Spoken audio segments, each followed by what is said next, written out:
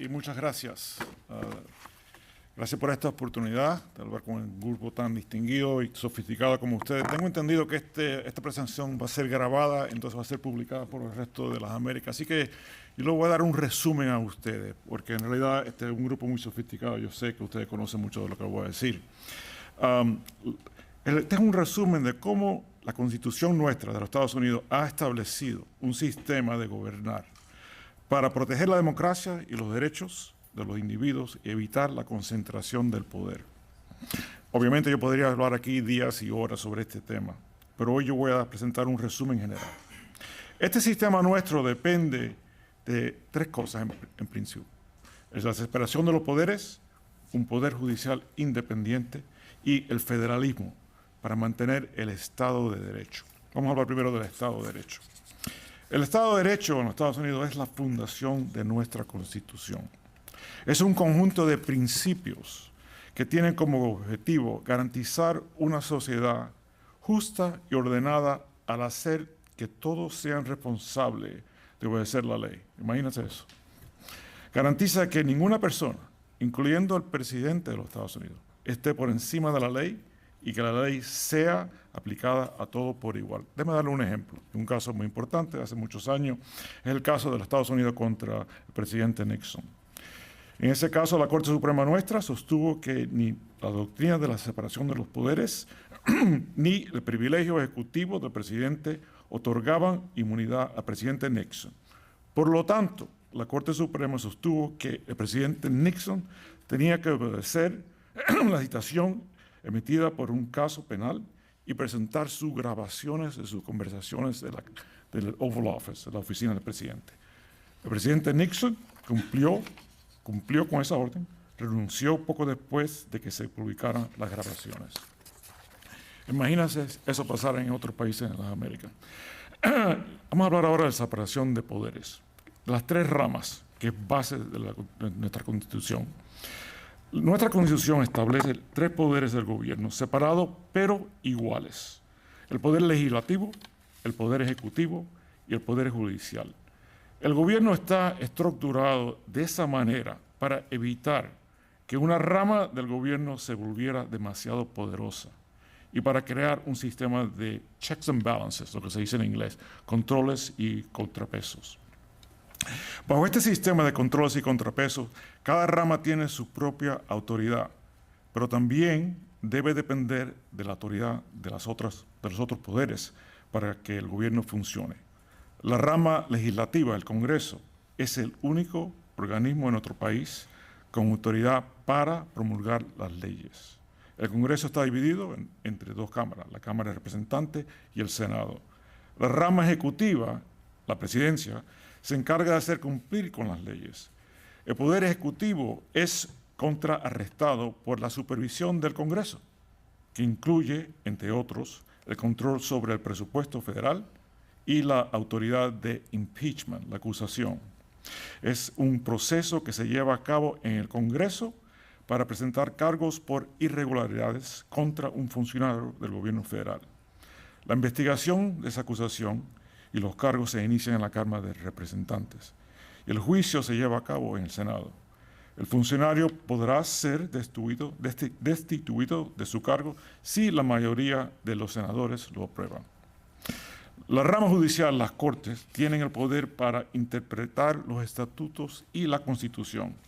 Los tribunales desempeñan un papel crucial en nuestro sistema, al revisar las acciones del Ejecutivo y del Legislativo, garantizando el cumplimiento de los principios constitucionales.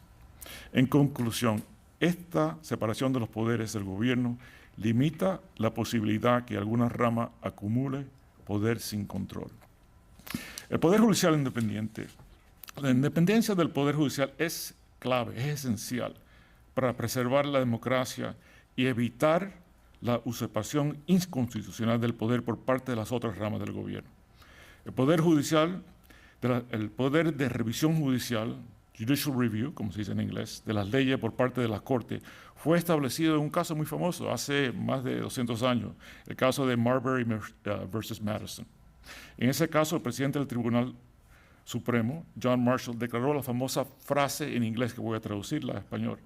Es enfáticamente la competencia y el deber del Departamento Judicial decir cuál es la ley. La revisión judicial permite a los tribunales invalidir leyes o acciones ejecutivas que violan la Constitución norteamericana. Los jueces federales son nombrados por el presidente y confirmados por el Senado, y son nombrados de por vida. Así se están protegidos de presiones políticas. Esta tenencia permite a los jueces tomar decisiones basadas únicamente en principios legales y mandatos constitucionales. En la cima del Poder Judicial está la Corte Suprema, el sistema nuestro federal, que actúa como el intérprete último de los asuntos constitucionales. Sus decisiones son vinculantes en todo el país, estableciendo una base jurídica que protege los derechos individuales. Ahora vamos a hablar un poco del debido derecho, el due process en inglés, y la igualdad de protección, el equal protection.